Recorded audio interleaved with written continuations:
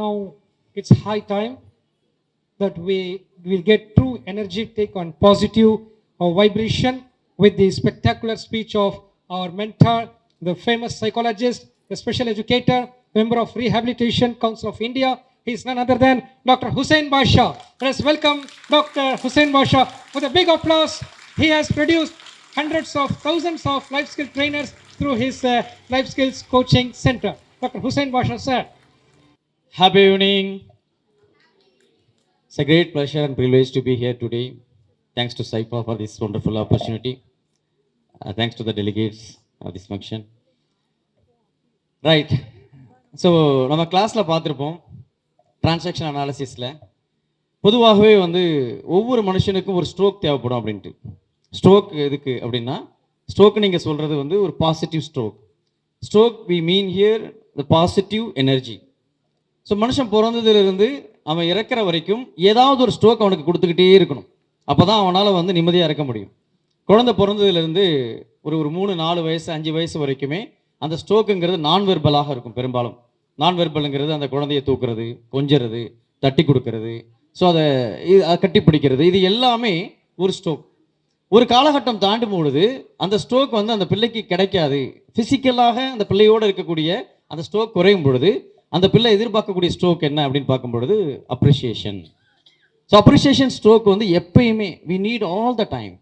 காலையில் எழுந்ததுலேருந்து நைட்டு வரைக்கும் நமக்கு அங்கே ஸ்ட்ரோக் இருந்துக்கிட்டே இருக்கணும். ஸோ எப்போ அந்த ஸ்ட்ரோக் இருக்கோ நம்மளால் ஹெல்த்தியாக இருக்க முடியும், ஹாப்பியாக இருக்க முடியும். எப்போ அந்த ஸ்ட்ரோக் கிடைக்கலையோ பாசிட்டிவாக நமக்கு அந்த ஹாப்பினஸ் குறைஞ்சிட்டு போயிட்டே இருக்கும். ஸோ இதை நம்ம பார்த்துருப்போம். இங்கே நடக்கக்கூடிய இந்த ஃபங்க்ஷனுங்கிறது நம்முடைய ஸ்ட்ரோக். இது ஒவ்வொரு நாளுக்கான ஸ்ட்ரோக் கிடையாது, நம்முடைய வாழ்க்கைக்கான ஸ்ட்ரோக். இதுக்காக ஒரு பெரிய கைத்தட்டல சைப்பாக நம்ம இந்த இடத்துல கொடுக்கணும் அப்படிங்கிறத கேட்டுக்கிறேன். ஏன்னா லவ் லாங்குவேஜ் நம்ம பார்த்துருப்போம். லவ் லாங்குவேஜில் 5 லவ் லாங்குவேஜில் ஒரு love language appreciation, the words of affirmation. Words of affirmation ரொம்ப பவர்ஃபுல்லானது. ஸோ அந்த அஃபர்மேஷனை தாண்டி ஒரு ஃபிசிக்கலாக இந்த அவார்ட்ஸை தாங்கிட்டு நம்ம போகும்பொழுது ஸோ நம்மளுடைய எழுந்து நான் ஏதோ ஒன்று பண்ணணும் அந்த ஃபீலிங் கிடைக்குது இல்லை, அந்த ஃபீலிங் போதும். இன்றைக்கி இருக்கக்கூடிய எல்லாருக்குமே பல திறமைகள் இருந்தாலும் அவங்களால வெளியே வர முடியாததுக்கு காரணம் என்னன்னு சொன்னால், யாராவது ஒருத்தங்க உன்ட்ட இந்த திறமை இருக்குன்னு சொல்லிடுவாங்களா அப்படின்னு அந்த ஏக்கம் இருந்துக்கிட்டே இருக்கும். என்கிட்ட திறமை இருக்குது அப்படின்னு ஒருத்தர் இல்லை, 100 பேர் இல்லை, 1000 பேர் இன்னைக்கு பார்க்குற மாதிரி இந்த விழாவை மிக பிரமாண்டமாக ஏற்பாடு பண்ணியிருக்காங்க. அதுக்காக மறுபடியும் ஒரு தடவை இந்த ஸ்ட்ரோக் கொடுத்தே ஆகணும். நம்ம இந்த ஸ்ட்ரோக் வாழ்நாளுக்கான ஸ்ட்ரோக். ஒவ்வொரு நேரமும் ஒவ்வொரு நொடியும் இங்கே ஸ்பெண்ட் பண்ணக்கூடிய ஒன்றும் நம்ம வாழ்க்கையில் நம்ம கூடவே வரும். ஸோ அப்படி வரும் பொழுது ஸோ நம்முடைய லைஃப் பொசிஷன் என்ன? நம்ம படிச்சிருக்கக்கூடிய சைக்காலஜிஸ்ட் இன்றைக்கி டிப்ளமோ முடித்த, மாஸ்டர் டிப்ளமோ முடித்த கிராஜுவேட்ஸ் இங்கே இருக்காங்க. ஸோ அவங்க இன்றைக்கி சர்டிஃபிகேட் வாங்க போகிறாங்க. அவங்களுக்கு முதல்ல என்னுடைய பாராட்டுகளும் வாழ்த்துக்களும். கிட்டத்தட்ட அதுக்கு ஒரு கை தட்டிடலாம். So they have travelled as for last 11 months and 12 months in diploma and master diploma courses. So இந்த நம்முடைய டெய்லி ரொட்டீனெல்லாம் தாண்டி ஒரு 11 மாதம் ஒரு கோர்ஸை ஃபாலோ பண்ணுறதுக்கு சாதாரண விஷயம் கிடையாது. ஒரு 12 மாதம் ஒரு கோர்ஸை ஃபாலோ பண்ண சாதாரண விஷயம் கிடையாது. எல்லா விஷயத்தையும் தாண்டி ஒரு முக்கியத்துவம் கொடுத்து இந்த கோர்ஸ் எல்லாம் முடித்து அதை நல்லா பாஸ் பண்ணி நல்ல ரேங்கிங் எடுத்து இன்றைக்கி சர்டிஃபிகேட் வாங்க வந்திருக்கீங்க. நிச்சயமாக இந்த கோர்ஸ் சாதாரண விஷயம் இல்லை. ஒரு கெமிஸ்ட்ரி படித்தாலோ, ஒரு ஃபிசிக்ஸ் படித்தாலோ, ஒரு மேத்ஸ் படித்தாலோ, ஒரு சயின்ஸ் படித்தாலோ ஏதாவது ஒரு காலகட்டத்தில், ஏதாவது ஒரு நேரத்தில், ஏதாவது ஒரு சூழ்நிலையில் நமக்கு பயன்படும். எல்லா நேரத்தில் பயன்படுமாங்கிறது ஒரு கேள்வி இருக்குது. ஆனால் சைக்காலஜி படித்தா காலையில் எழுந்ததுலேருந்து நைட்டு வரைக்கும் நமக்கு பயன்பெறும். வாழ்க்கையில் நம்ம பிறந்ததுலேருந்து இறக்குற வரைக்கும் பயன்பெறும். வாழ்க்கையில் நம்ம எங்கெங்கெல்லாம் இருக்குமோ, எங்கெங்கெல்லாம் மனிதர்கள் இருக்காங்களோ அங்கெல்லாம் பயன்பெறும். அப்படிப்பட்ட ஒரு கோர்ஸ் நம்ம முடிச்சிருக்கோம். உங்களுக்கு ஞாபகம் இருக்குன்னு நினைக்கிறேன் ஒரு சிலருக்கு. 2 வருஷத்துக்கு முன்னாடி ரவிக் சார் பேசும்பொழுது இதே மாதிரி ஒரு கிராஜுவேஷன் செரமனியில் ஆர்கனைசர்ஸ்க்கு தெரியும். கோர்ஸை ஜாயின் பண்ணும்பொழுது டிவர்ஸ் பண்ணிடலாங்கிற ஒரு மனநிலையில் தான் அந்த கோர்ஸை ஜாயின் பண்ணேன். இந்த கோர்ஸை ஜாயின் பண்ண பிறகு என் மனநிலை மாறுச்சு. ஏன்னா நான் என்ன புரிஞ்சுக்கிறேன், மற்றவங்களை புரிஞ்சுக்கிறேன். இப்படிப்பட்ட ஒரு வாய்ப்பை இந்த கோர்ஸ் கொடுத்தது அப்படின்ட்டு அவர்கிட்ட சொன்னதாக அவர் சொன்னாங்க. ஒருத்தர் இல்லை, 2 பேர் இல்லை, நூற்றுக்கணக்கானோர் அந்த மனநிலையில் ஜாயின் பண்ணவங்க இன்னைக்கு சந்தோஷமாக வாழ்ந்துட்டு இருக்காங்க. இது ஒன்லி வெர்பலாக உள்ள விஷயம் கிடையாது. இன்றைக்கி ஒரு ஒரு கன்ஸ்ட்ரக்டிவாக நம்ம பார்க்கக்கூடிய ஒரு விஷயமாக அது மாறி இருக்கு. நீங்கள் பத்திரிகையில் பார்த்துருப்பீங்க, டைம்ஸ் ஆஃப் இந்தியாவில் லாஸ்ட் மந்த் வந்த ஒரு செய்தி. நான் அதை என்னுடைய ஷார்ட் வீடியோவாகவும் போட்டிருந்தேன். 2022, 23, 24 இந்த 3 வருஷங்களில் பொதுவாகவே நமக்கு ஒரு மைண்ட் செட் இருக்குது, டிவோர்ஸ் ரேட் அதிகமாகிட்டே இருக்குன்ட்டு. இல்லை, இன்னைக்கு டிவோர்ஸ் ரேட் குறைஞ்சிருக்கு. விவாகரத்துகள் குறைஞ்சிருக்கு. 2022லேருந்து 23லேருந்து 24 குறைஞ்சிருக்கு. Times of India has recorded. எப்படி இது சாத்தியம்? இன்னைக்கு புரிதல்கள் வந்து குறைஞ்சிக்கிட்டே போகுதுன்னு நம்ம நினைக்கிறோம், பிரச்சனைகள் நிறைய இருக்குன்னு நினைக்கிறோம். எப்படி இது சாத்தியம்னு சொன்னால் ரொம்ப சிம்பிள். இதற்கு சாத்தியம் என்னங்கிறது எக்ஸ்பர்ட் அந்த கட்டுரையிலே சொல்லியிருக்காங்க. இதுக்கு சாத்தியம் என்ன அப்படின்னு பார்த்தீங்கன்னு சொன்னால், நிச்சயமாக இந்த மாதிரி தன்னை தாண்டி மற்றவர்களுக்காக உதவக்கூடிய ஒரு கூட்டம் இங்கே உருவாகிக்கிட்டே இருக்கு அப்படிங்கிறது தான் அதுக்கான காரணம். இருக்கா இல்லையா? ஸோ இன்னைக்கு வந்து ஒரு கம்யூனிட்டியாக, ஒரு சமூகமாக, ஒரு சமூகம் தமிழகத்தில் ஒரு சைக்காலஜி படிக்குதுன்னு சொன்னால் அது இங்கே மட்டும்தான்.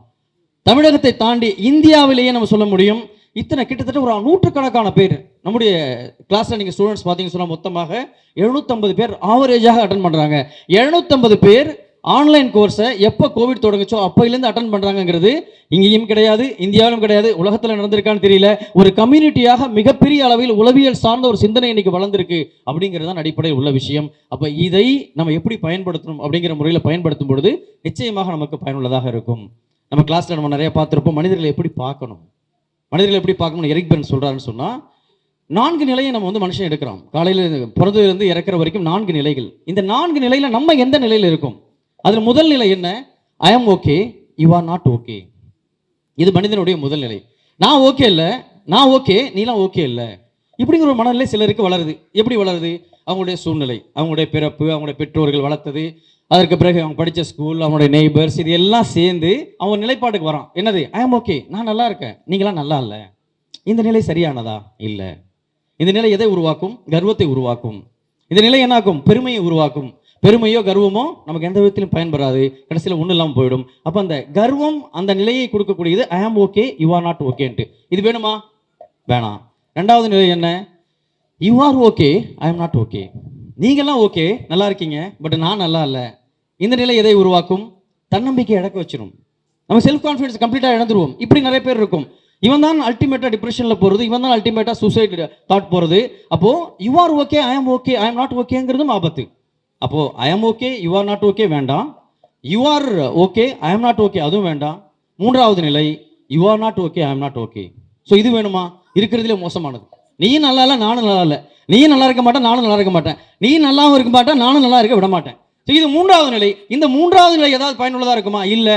இன்றைக்கு சமூக விரோதிகள் அதிகமாக உருவாகிறதும், இந்த உலகத்தை மனித குலத்திற்கு எதிராக செய்யக்கூடிய பல செயல்களை செய்யக்கூடியதும் யாருன்னு பார்த்தீங்கன்னா, நானும் நல்லா இல்லை, நீ நல்லா இருக்கக்கூடாது அப்படிங்கிற நிலை. இந்த 3வது நிலை வேணுமா? வேணாம். 4வது நிலை ஒன்று இருக்கு. டாக்டர் எரிக் பெர்ன் ஸ்ட்ராங்கா சொல்றாரு, you are okay, I am okay. I am okay, you are okay. நீ ஓகேவா இருக்கணும், நானும் ஓகேவா இருக்கணும். 2 பேரும் சேர்ந்து ஓகேவா இருந்தா மட்டும்தான் இந்த சமூகம் ஓகேவாக இருக்கும். அப்போ ஓகேவா இருக்கிறது சாத்தியமானா? சாத்தியம். எந்த இடத்துல சாத்தியம்? ஓகேவா பார்க்கணுங்கிற அந்த இடத்துல இருந்து சாத்தியம். மனிதர்கள் அடிப்படையில் எல்லாருமே நல்லவர்கள் தான். அதை புரிந்து கொள்ளக்கூடிய விதம், வளர்ந்த விதத்தில் சில மாற்றங்கள் இருக்கும். அதை புரிந்து கொண்டால் சிறப்பாக இருக்க முடியும். அப்படிப்பட்ட சிறப்பை, அப்படிப்பட்ட ஒரு விஷயத்தை இந்த உளவியல் நமக்கு கற்றுத்தருது. அந்த உளவியலை இன்றைக்கு உலகம் முழுவதும் கொண்டு போனதுல மிகப்பெரிய சைப்பாக்கு வந்து பங்கு இருக்கு.